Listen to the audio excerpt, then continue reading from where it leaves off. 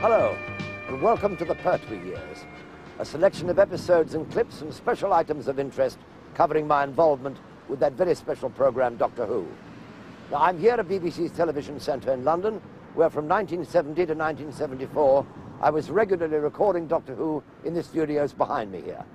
Studio 1, by the way, is the largest studio in Europe.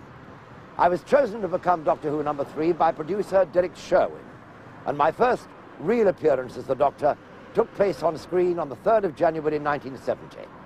Here is my first scene.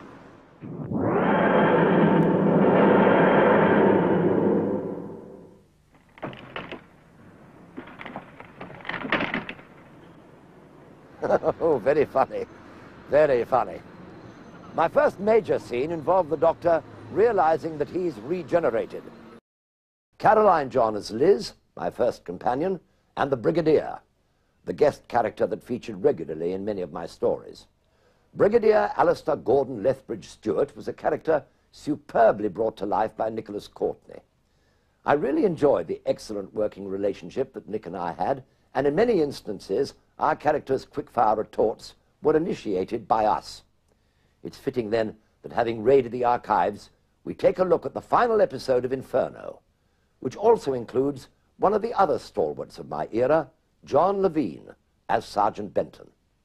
This adventure features the original TARDIS console built in 1963 for Billy Hartnell's first story, and this is its final appearance before being relegated to the great junkyard in the sky. From June 1970, Inferno, Episode 7. I'm here at BBC Enterprise's Costume and Special Effects store, surrounded by souvenirs of my time and the other Doctor's times as Doctor Who. Many happy memories indeed. It seems appropriate, then, that our next episode features a veritable cavalcade of monsters, Ogrons, Daleks, and my personal favorites, the Draconians. Now, this episode was also the final episode to feature the Master as played by Roger Delgado. Roger was a great, great friend of mine before, during, and after his time on Doctor Who. He created the part of the Master, my Doctor's arch-enemy, and frankly, he was superb. With all due respect to the various actors who've played the character since Roger's untimely death, for me, Roger was the Master. From the 1973 story, Episode 6 of The Frontier in Space. My portrayal of the Doctor was accentuated by all sorts of gadgetry, and I was particularly fond of the Who-mobile, a vehicle specially designed and built for the Doctor. Well, for me, actually, because the designer, Peter Farris from Nottingham, was a great friend of mine.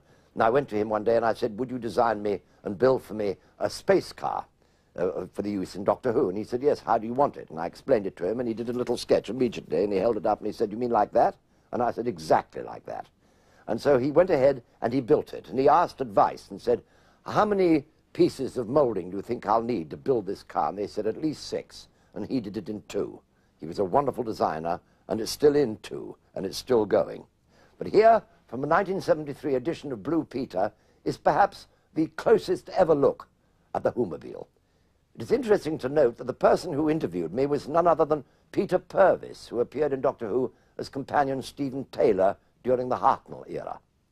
The Who-mobile. Producer Barry Letts, who was in charge of nearly all of my 5-year stint as the Doctor, originally considered a different title sequence for my era, but he decided against it. Here's a quick look at some of the title sequence tests that were never used, and a very different version of the theme music. I'm glad he stayed with the original. One of those shots looks as though I've got 3 noses, something that I hardly need. In 1983, I was delighted to rejoin Doctor Who for the 20th anniversary celebrations. The 5 Doctors story was a delight to take part in, and so was the Longleat celebration. In fact, it was so successful that the whole of Wiltshire was ground to a halt.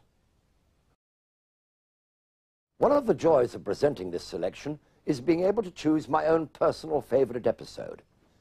And during my time as the Doctor, I appeared in 128 episodes, plus the 20th anniversary story, The 5 Doctors. But it didn't take me long to decide. I've chosen an episode from the 1971 story, The Demons. Now, in many ways, this is an example of the excellent team spirit which featured so heavily during many of my stories. On the acting side, I'm joined by Katie Manning as Joe Grant, one of my favorite companions, the Master, the Brigadier, Sergeant Benton, and Captain Yates. And on the production side, it was written by Barry Letts, the producer, under the pen name of Guy Leopold, and directed by Christopher Barry. All in all, my Doctor Who family.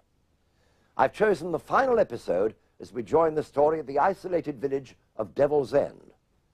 The Master has released the power of a demon called Azal, the last of a race of outer space creatures who came to Earth long ago and who is aided and abetted by a wonderful little gargoyle called Bok.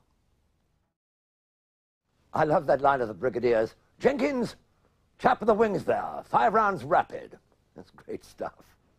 It was wonderful to see Bessie, my vintage Edwardian vehicle. I did use her again in The Five Doctors, but as you look at this excerpt, you'll notice that she'd had a nose job. It was a shame she had to be knocked around, but her engine needed replacing, and unfortunately, her original type was no longer available as a spare, and so the bonnet was extended.